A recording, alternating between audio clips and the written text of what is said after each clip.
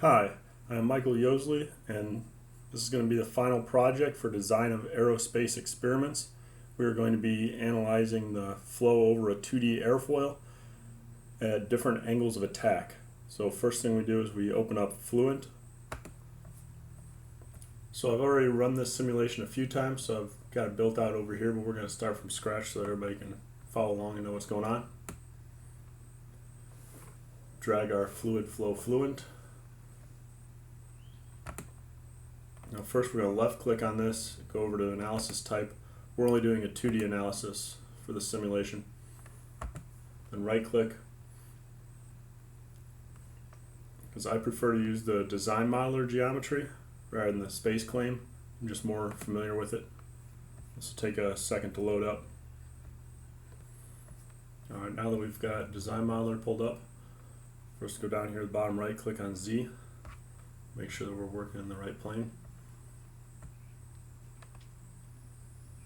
And now you can just Google NACA airfoils and it will come up with the XY coordinates for them.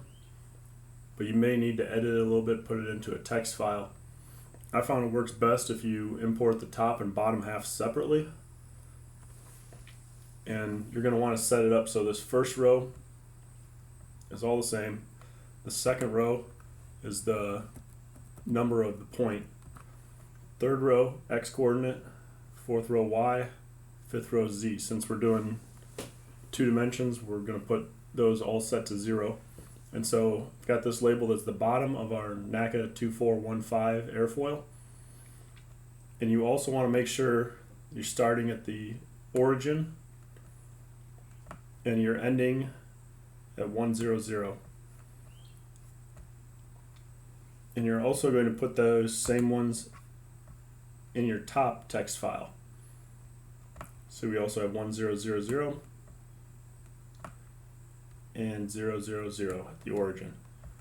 So that way we make sure that these two curves are going to attach once we import them in. So you're going to go to concept, you're going to go to concept, 3D curve, from coordinate file. You're going to click right here, and then you're going to find your coordinate. Okay, we've got the file selected.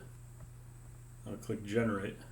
You see it's blue, turns to gray. Now we can actually zoom in, and there's our bottom half of the curve. So we're going to do the same thing with the second curve for the top. And now for some reason it always changes to point selection. You go there, change it back to coordinate file. There you go in here again and find your coordinate file. Alright, now we've got our top half of the curve populated in. Click generate. It's going to come up over here that we have one line body.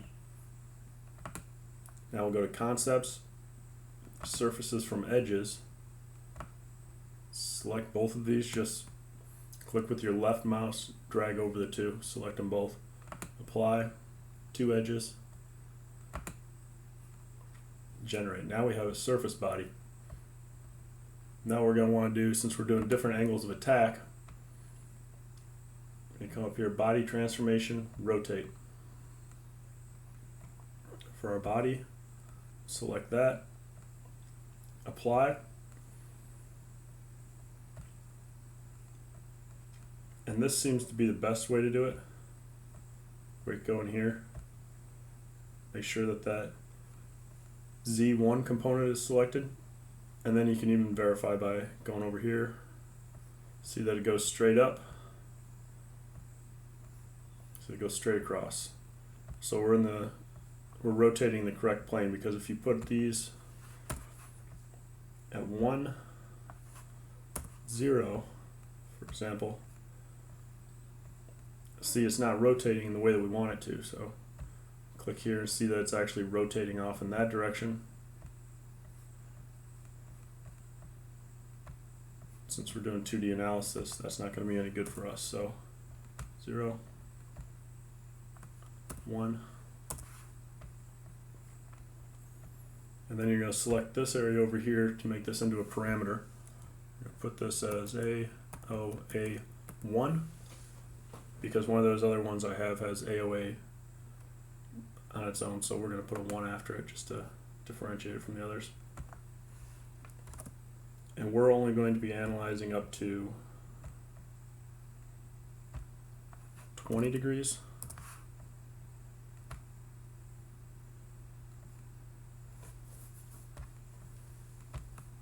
And click generate. And now we're going to zoom out because we have to construct our fluid around it. We're not going to do a in-depth wind tunnel for this because we're just trying to get the coefficient of lift and the coefficient of drag and some contours off of this.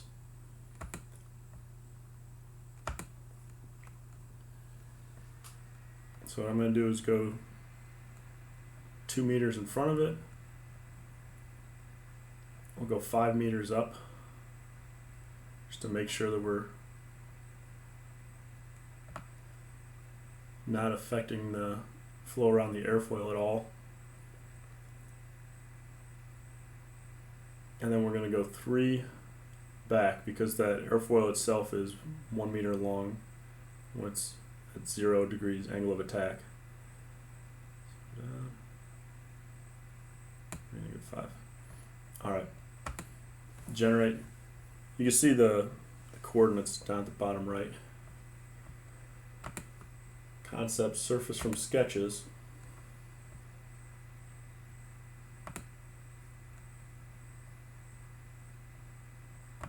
Go up here, select the sketch, apply. Okay, before we do that, I'm going to see if we can. Okay. I have to generate this first. I like to rename this airfoil so that you know when you're selecting different things which is which.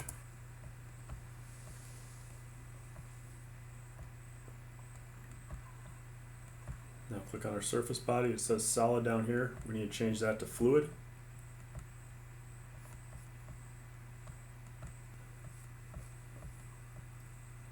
Set to fluid. And now we need to use a Boolean. The default is unite. We need to subtract. Target body. Surface body. Tool body.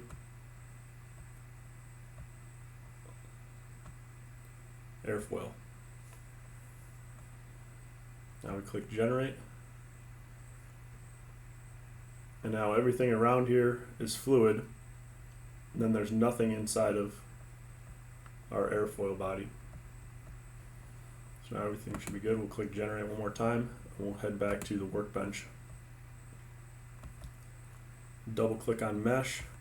That'll take a minute to open. Alright, now our meshing is pulled up. First thing you want to do is go in here. Line body has the question mark next to it because it won't recognize it. So we have to suppress that. That way we can get back to the check mark over there. Everything's good to create the mesh. We're going to use adaptive sizing. And with this you can kind of just adjust these settings up and down to see what gives you the best mesh. The more detailed you get, the more time it's going to take your computer to run the simulation. So that needs to be factored in as well. Okay, so right now we can see pretty good mesh around there. Kind of like some smaller elements, and that ran pretty quick to create that mesh. So we're going to go ahead and change this element size. We'll try something around 0.15 per meter. Should get a little tighter mesh.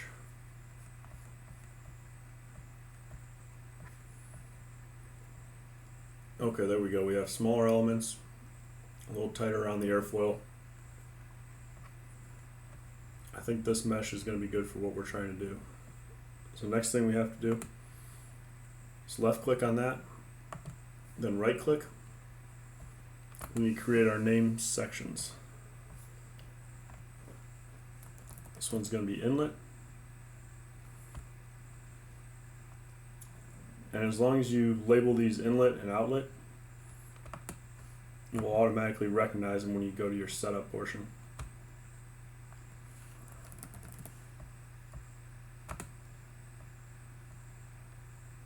Then the other thing we need to label, click and drag over both of those, right click, create name selection, airfoil. Click over here, inlet, outlet, airfoil. Click generate one more time. Go back and we'll load the setup portion. There's no check mark there, so you right click, update.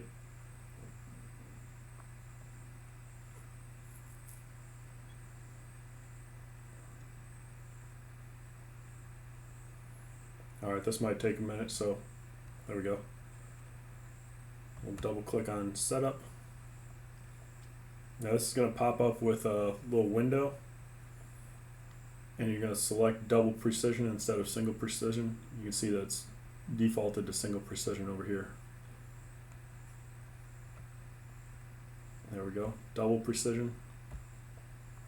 Start, and now this will take another minute to load. Okay, I think we have everything loaded in now. And like I said, if you go with the default mesh, it's not quite as tight as this, everything will load a lot faster, or if you have a more powerful computer. We want to make sure that this energy setting is turned off.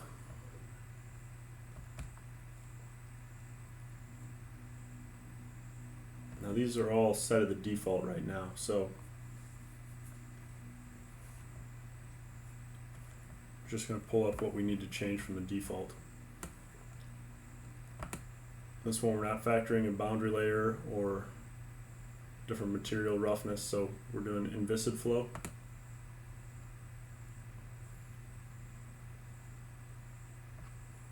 Okay.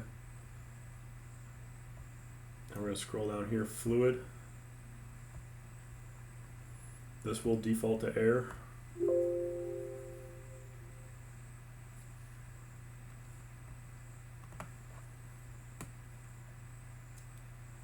Okay, and for this simulation, we're going to be doing at 15 meters per second speed. So we're not going to be getting into a compressible flow, so we're going to leave that constant density. Close that.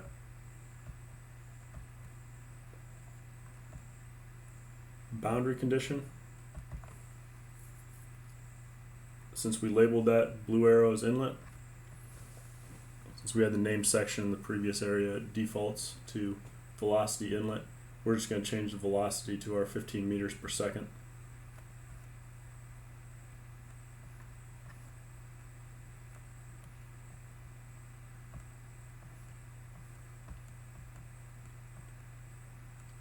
Alright, and just to be sure, we're going to do magnitude and direction. We want this flow coming in X direction. For this example, it won't matter because the default is perpendicular to that inlet, but some examples I've seen have used a semicircle over here, and with that one you're going to want to put the velocity in there too. Outlet, this one's going to be set up at the default for this simulation as well.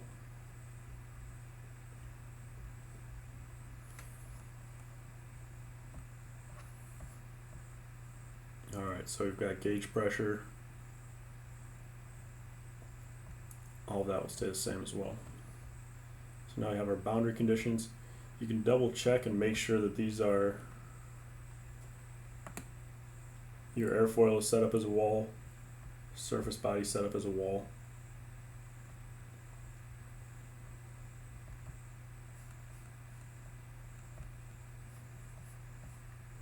Now I've got reference values. Compute from the inlet. Area should be 1, reference zone. Okay.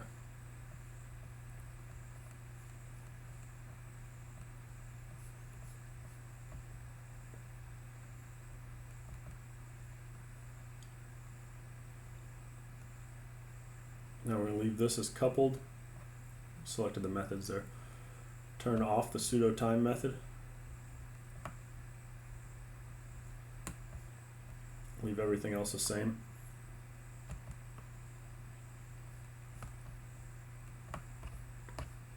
And double click on that. The report definitions,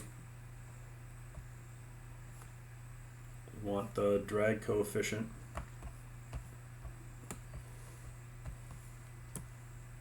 Change the name to drag co. Leave that the same. Frequency 10. Print to console. Airfoil, make sure this is in the X direction.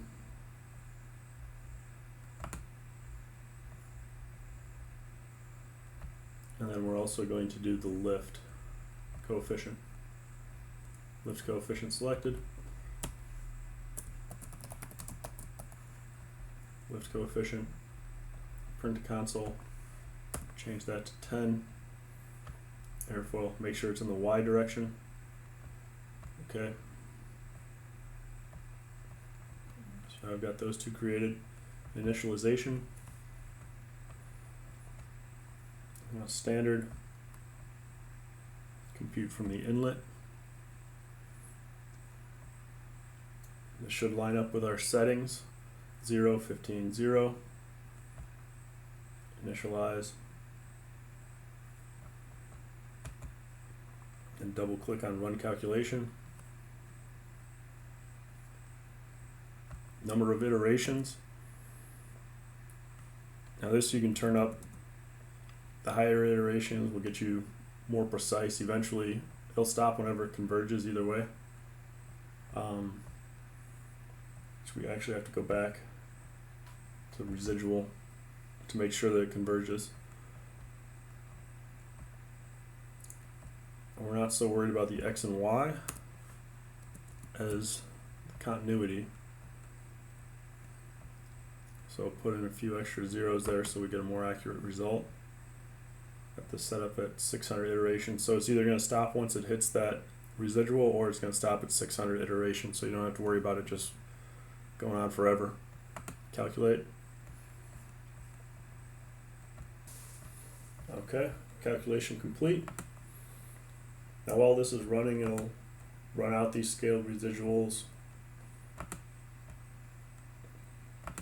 for all of these. Now we also wanted our contours.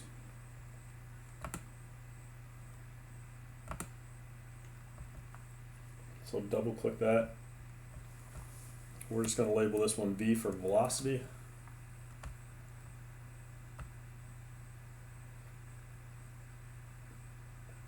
And that should be all we have to do for this. Save and display.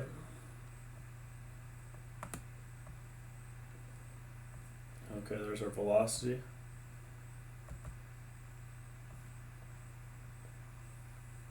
And now this one is going to be our static pressure, so we're just going to label that one P. Pressure, static pressure. Save and display. There we go. And if you scroll through here, or if you actually open up the reports, you can find the drag coefficient, lift coefficient. But usually what I do, it's a lot easier just to do it like this. Click compute.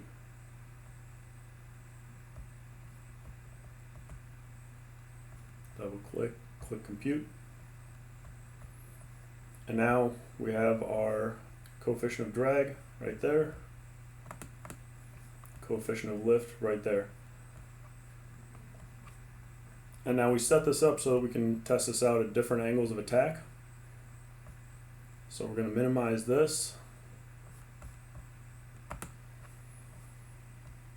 Okay, one thing, when I went back to change the parameters, this is actually a -20 angle of attack. So we'll just have to keep that in mind when we're adjusting the parameters, because of where we selected the axis to be.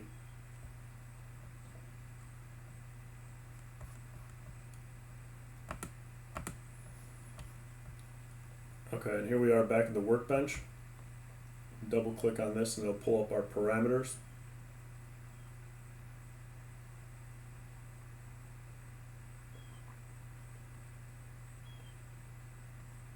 Now this is P3.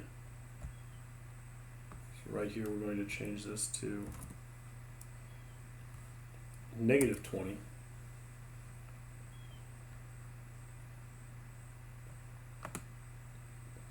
Click enter. Now see, all these need to be updated again.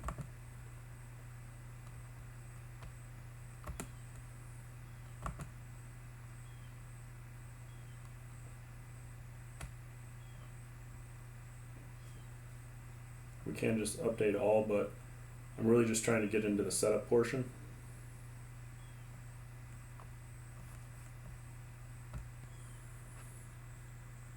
Okay, we've got our setup pulled up with the -20 angle of attack. Now everything else should just still be in there as the default. So we'll double click on run calculations. It'll ask us to initialize. We'll select yes.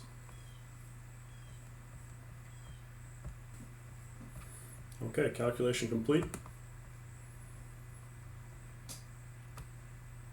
We'll do the same here to get our lift and drag coefficients. Just double click on that.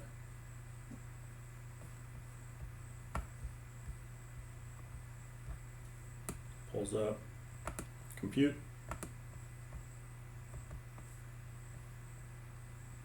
Compute.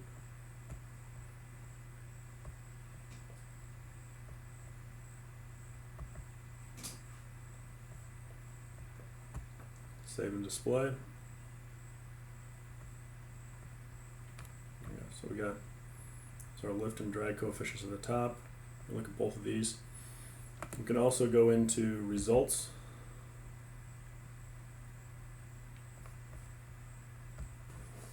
Alright, when we click on results, this will pull up. Turn that like that.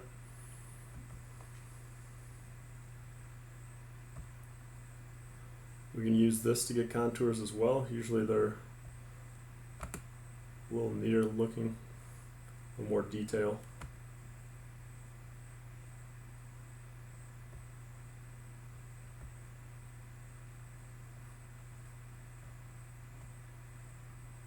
We can also do, it's our pressure contour.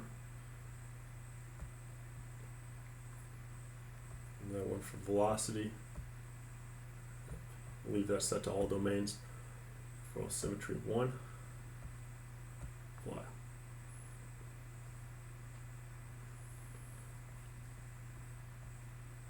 And then to test out the different angle of attacks, you just double click this, change the parameters every time.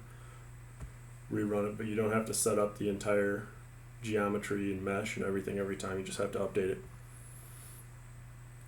And that's it for the final project for design of Aerospace Experiments. Thank you for joining me. Hopefully you were able to follow along.